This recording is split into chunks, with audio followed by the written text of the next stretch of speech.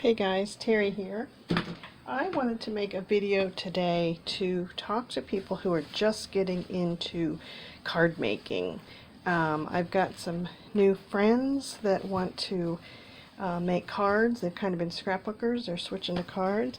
I've also got some kids in the neighborhood that I recently gave some hand-me-down stamps and inks and stuff to, so I want to show them just a quick video on how to start making cards, because I just think it's so fun, and who doesn't love going to the mailbox and getting a little surprise in an envelope. So let's start with I think the basics.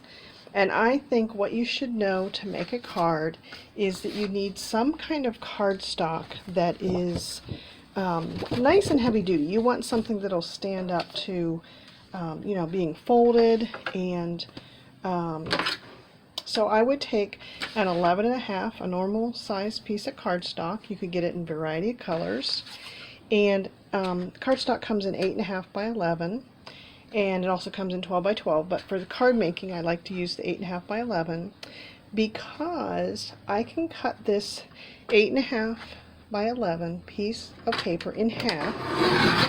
So I'm cutting it at 4.25, and then I'm going to fold it in half. Now you could simply take this and fold it, but what will happen is you'll get some jagged edges here. So I do recommend using a scoring tool.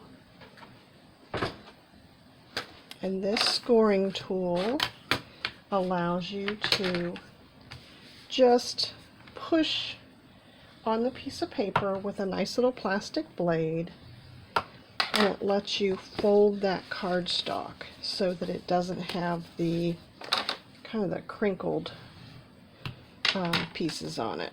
So there's your cardstock. So I chose to cut the piece of paper in half that way, but you also could cut it in half. I could have cut it this way and then folded the cardstock. So, personal preference. You can if you fold it this way, you can either have the card open like this or have the card open from the top. And I just think it's something unique to do it from the top. So that was a scoring tool. Like I said, you don't need that. You can simply fold the piece of paper in half. Sometimes you use a, this here is called a bone folder.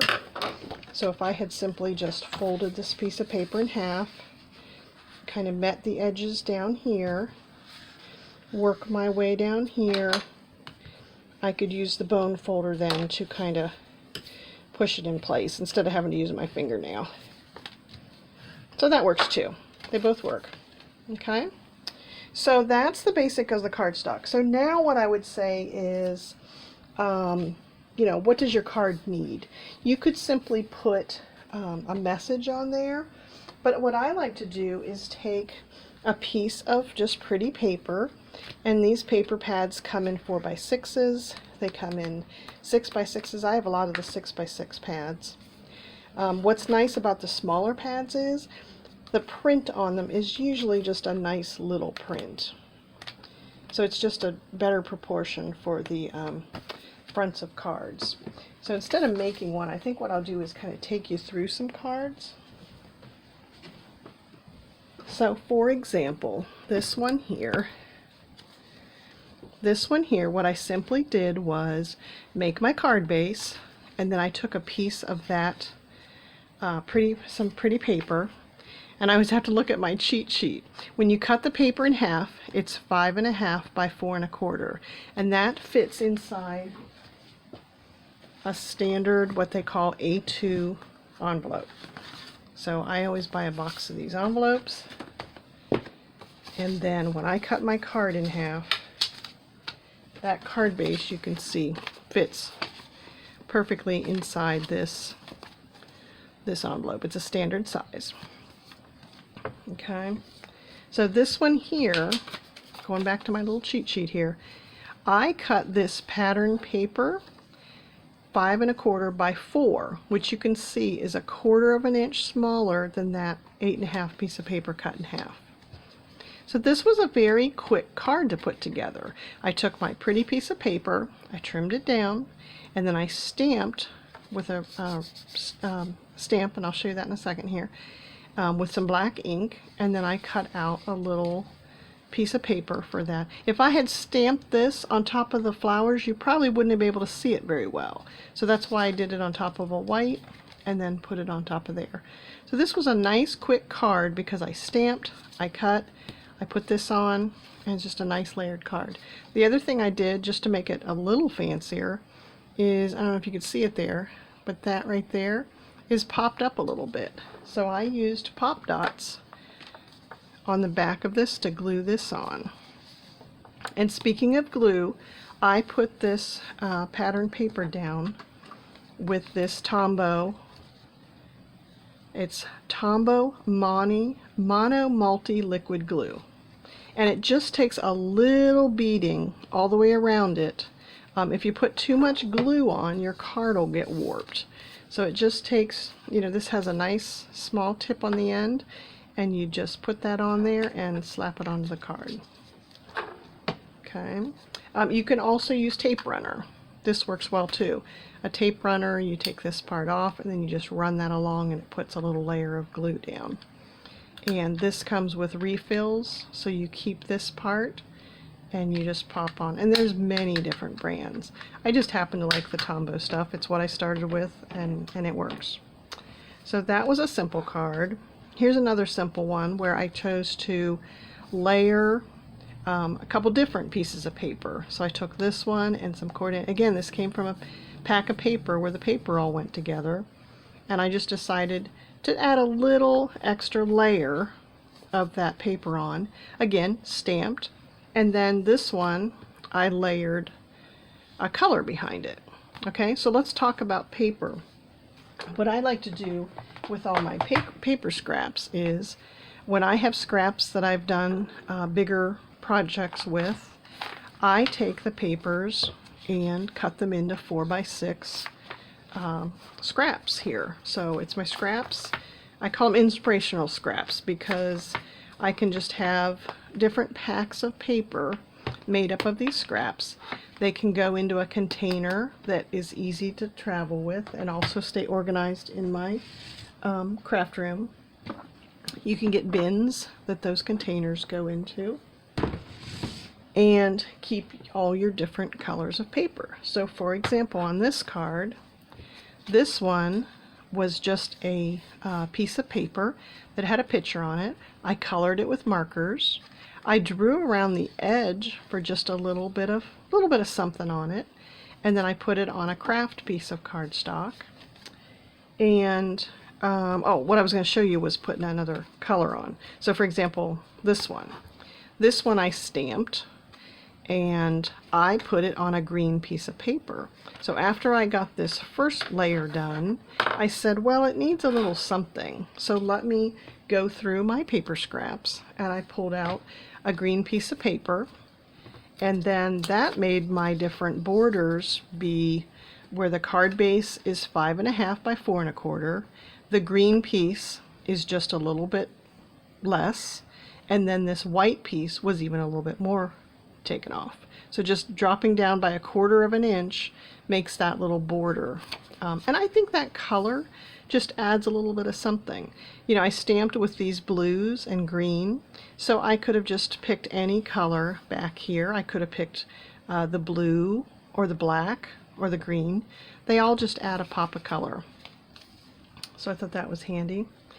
One more way that you can kind of make your cards fancier. This one was made by a friend, and I think it's beautiful. She used an embossing folder.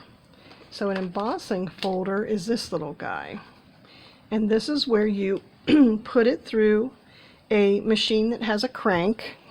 Here's a little one I'll show you. This one's just called a little sidekick. The idea is you run the plates through. You run the plates through the machine and you hand crank it. Now, this wouldn't have fit through that one, but I have a bigger machine. And this embossing folder then pushes onto the piece of paper.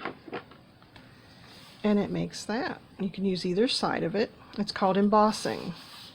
So it's just something that adds a little something. You can see that the texture of this card here, she's got a picture of a tree, and then here's the embossing on it. It just adds a little something. And you can see paper was cut into different shapes, and that added some dimension to it too, and this was popped up.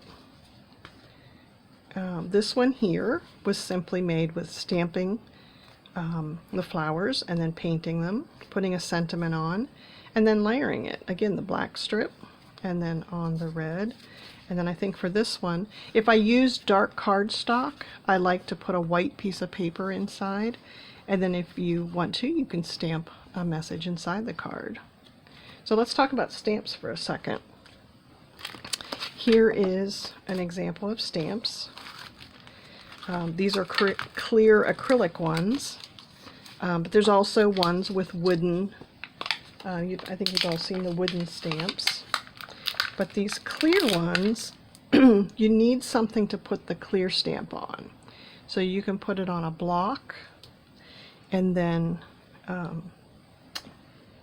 you know, stamp this on your, get your ink out, and then this little leaf guy here can be stamped down onto your paper.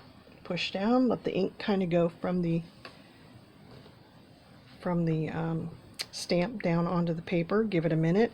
Don't wiggle it, and pick it up, and then you've got your shape that you stamped onto your piece of paper. So you can imagine you could make kind of your own decorative paper. If you tried different stamps and put them on there, they could be in different colors. I think that's what people like about the versatility of stamps, is you can do it in any color that you want. You can't really change the size of the stamp, but you can, you know, get that on there. I'll just mention too that you want to take care of your stamps.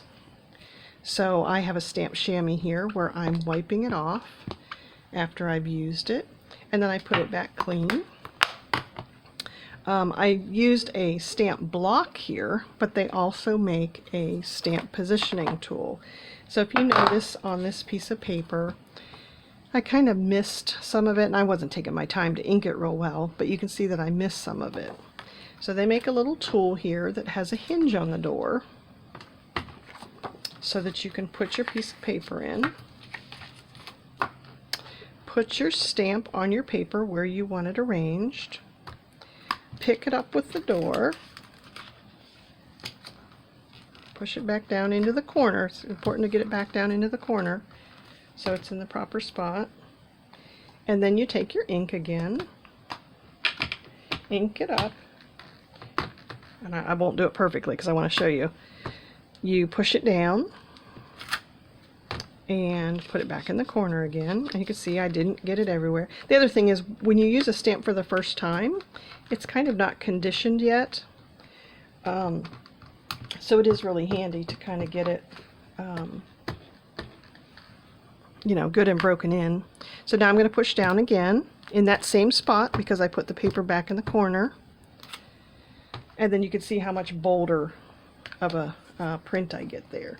So I do recommend a stamp positioner. But you know, when you're first starting out, all of these tools are expensive. So I would just, you know, start with some acrylic blocks, put your ink down. Be careful when you're inking. Take your time. So that's the stamp positioner. That one's called a Misty, but there is many different brands. What else? That was a little bit about stamping. Here's a cute card. So you can get really fancy too with looking on Pinterest and other places where you can see this one here is just a different, you know, a different way of making a card. There are so many different folds out here. Here's a really fancy one. Look at this one. This one's called a bench fold. This one here somebody created, and I don't know how people think of these things. But again, it folds flat. It's the standard size of a card. But when people get it, they can stand it up, and it's a bench fold. I just think that's the cutest thing. But again, super fancy, right? I mean, I can't emphasize again, I just can't say it enough. When you're first starting out, keep it simple. I think everybody likes to get something in the mail, and I think to have a pretty, something pretty when you open it up. That's what's important. I'll just quickly say it's a great way to organize birthdays for the year into some kind of little, this is a little craft we did where we made little cards where you can write down everybody's birthday, make your cards up ahead of time and have them organized. Another thing I do is I keep a basket of cards, and for all the different occasions I've got different different themes and have my cards organized so that I can quickly grab a card.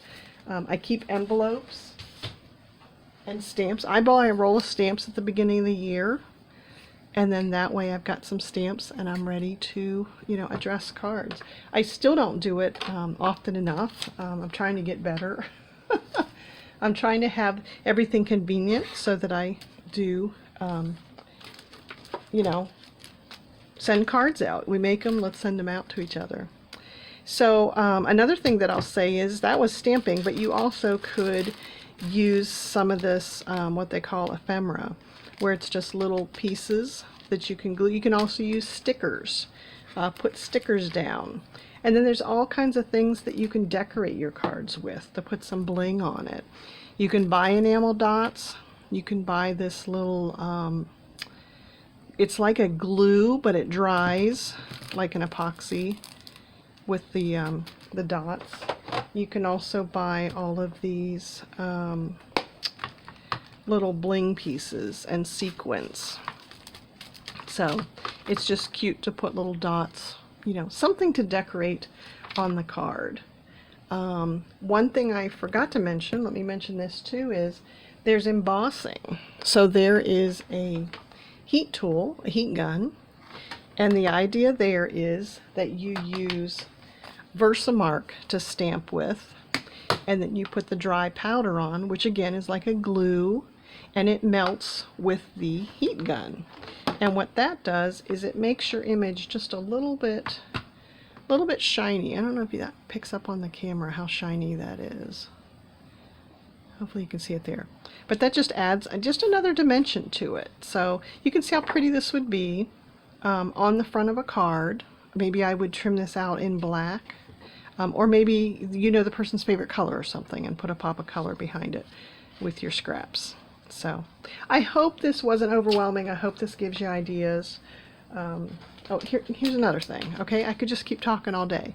This is a cute stamp set. This is made by, I will have a link, Rubbernecker. This is made by Rubbernecker, where he puts a little border on the outside of the card. Now if you didn't have this stamp, what I simply did on some of my cards was draw it yourself. I didn't have this stamp with me the day that I made this card, but I thought, well, I can draw a line, put a few dots, draw a line. Here's one where I just did a dash line.